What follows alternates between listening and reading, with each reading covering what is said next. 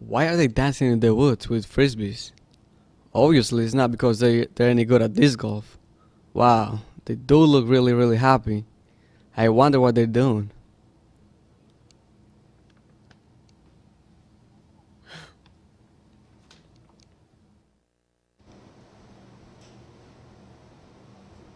Thank you for joining us on today's edition of Person to Person. Our guest is Tim Smith, and he might be able to tell us why those two guys were dancing in the woods. Hi, Tim. How are you? I'm doing well. How are you? Good to meet you. It looks like they were pretty excited about disc golf and the new course in Waveney Park. So. Yeah. Tell us a little bit more about that. Well, it started as a project back a long time ago, a few years ago, and Park and Rec Commission gave us okay to go forward with a temporary course in Waveney. So. Oh, okay. And what is disc golf? Tell us a little bit more about it, and how is it similar to standard golf? Disc golf is similar in ways where you're going to have a drive, you're going to have let's say a fairway shot, you're going to have a putt. You tee off from a marked area similar to golf, where you have a tee marker or something like that, and you end up in a hole, which is a basket or a target. And there are hazards in the same way in golf, whether golf you might have a sand trap, where in disc golf or trees tend to be your hazards, or water. Water plays a part in both disc golf and regular golf also. It's the same kind of thing. It's you want to have the best score you want possible, and fewest shots taken, and it's in that way it's similar to golf, I guess. Okay, and what part do frisbees play in this sport? Well, frisbees, going back to maybe we have all thrown a frisbee, so you might have played target golf or something like that, and that's kind of how this whole sport started, and then it evolved into disc golf. So frisbees are your golf balls, so to speak, and that's what you use where you throw towards your target. Okay, now we can see that there are different sizes and shapes. What part does that play in the flight path? Maybe you can explain a little bit. Sure. You could look at a original. This is kind of an original frisbee.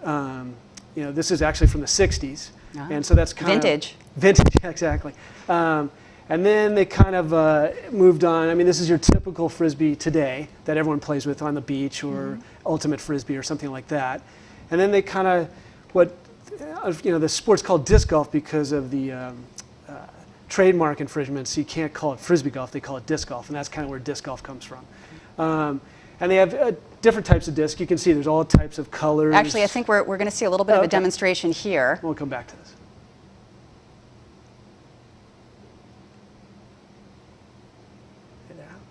I believe that's you. That was good. Almost made it.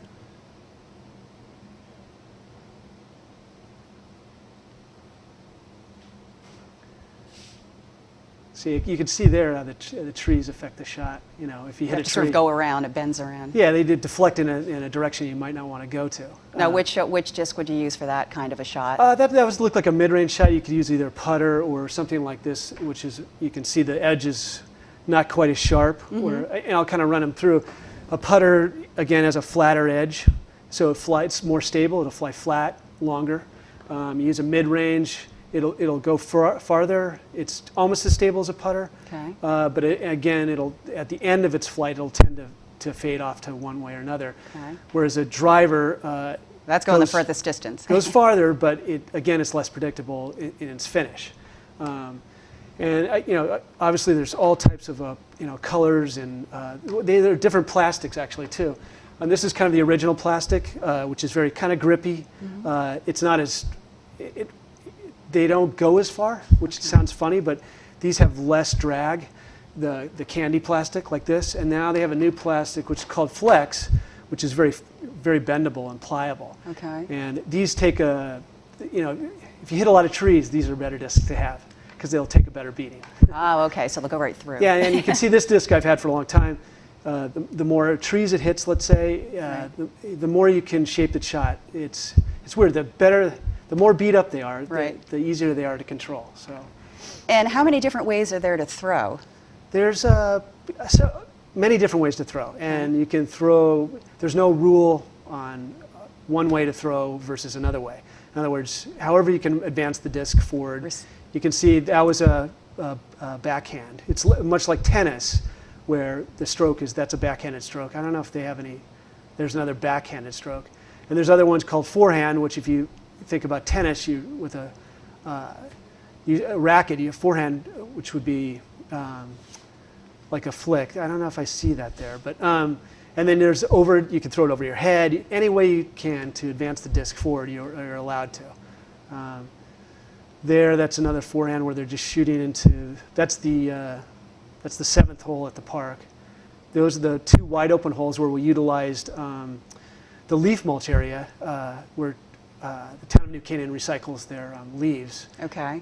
So we utilize the whole area of the park, not just in the woods. We have open holes and very wooded holes. Okay. For a wide open shot like that, you'd use probably the longer distance. Yeah, those are 2 fairly long holes, and if you saw how the flight of the disc, it tended to come back right to left radically. Right. Where if I'd thrown a flatter disc, it would have ended up those in the leaf mulch area, which is out of bounds. So. Okay. So in that way, I used the flight of the disc to actually fall back into bounds. I see. And ultimately, you're shooting for a target.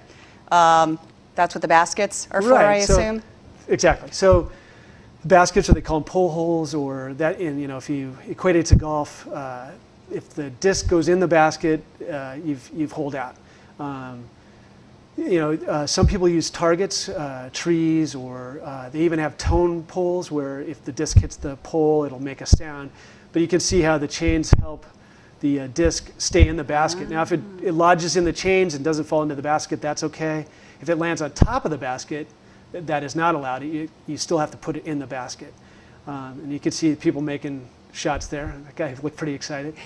But they're jumping up and down. But so the basket, that was developed into the 70s in California, and that's kind of what everyone plays to these days. There are many makers of baskets, many makers of discs that you can buy at local stores in the area. I think Utopia has it. Also, some of the local sports shops, Dick's, I think, Sports Authority, I think, had it. Also, Wilton Outdoor Sports. Wow, so it's really widespread. You can Yeah, get and them just about anywhere. You can buy them online too, and there's tons of places you can get them. So. Great. Now, who can play this sport? Anyone? Any restrictions? I think just, the younger kids might be tough. There's not a lot of handicapped accessible courses, although recently in the magazine I read that they're starting to take that into consideration where they want to make it handicapped or accessible for people. So there's that thinking going on also. But I think mainly kids from, let's say, late grammar school to 90, whatever. Great. Yeah. So, and men and women, everyone's encouraged to play. So, and it's a good family sport. You get outside, you're not stuck behind a TV or a video game or something like that. That's the best thing I think about it. So. Yeah, everyone can enjoy it. That's great. Absolutely. Now, on November 28th of 2005, you went in front of New Canaan's Park and Rec community. You proposed an 18-hole disc golf course, and it wasn't until about a year later that you got a response. So what ultimately was the decision? Right now we have a trial phase. We've set up a 10-hole course. They want to see how it impacts the environment, who plays, will get too much play, will bring too much attention to that area. How it all fits into the park scheme. So that's why they've given us till February of 2008, a trial period. We have at the end of this month in October, we have to report and kind of go over what happened, who's playing.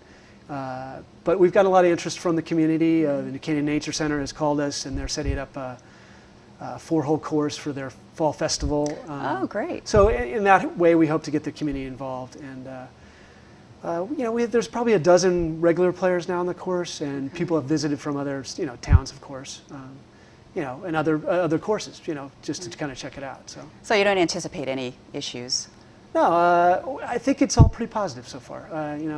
The Park and Rec commissioners that have been down there have all been pleased, with what we've done and how we have kind of steered our whole course, keeping away from the environmental sensitive areas. keeping away from that. So. Okay, all right. Now, what's unique about your new course compared to some of the other local courses, like I think a Cranberry Park? What sets it apart? Well, I think it's not as long as Cranberry Park or some of the other courses. In other words, length of holes. It's a more technical course. You have a lot of left and right shots, left to right shots, right to left shots. There's out of bounds, a lot of trees. We created our own little kiosk with, announcing the Sunday doubles and information. We have scorecards. And some courses you go to, there's not a lot of that sort of communication. Right, right. And on the back of the map, there's a scorecard, and then there's information about people that you can contact if you're interested in playing the sport. Mm-hmm. We also really encourage if carry in, carry out as far as trash goes, or if you see trash in the area, pick it up and bring it out with you. So, okay. In that way, I think we want to enhance the park as well as promote disc golf. So. Right, right. And it sounds like it's a little more advanced, a little more sophisticated, maybe than some of the others.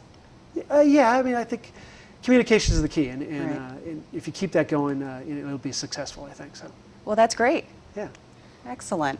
Well, it looks like, unfortunately, once again, we're out of time. Please join us next time on Person to Person. We'd like to thank Tim. It's been great. Thank you very much. And the best of luck with your brand new disc golf course. Thanks for your time.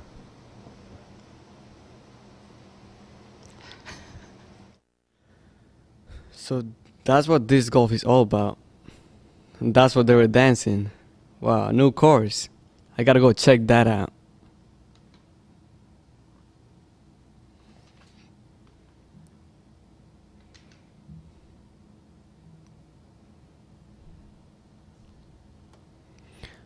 Person to Person is a Norwalk Community College student production.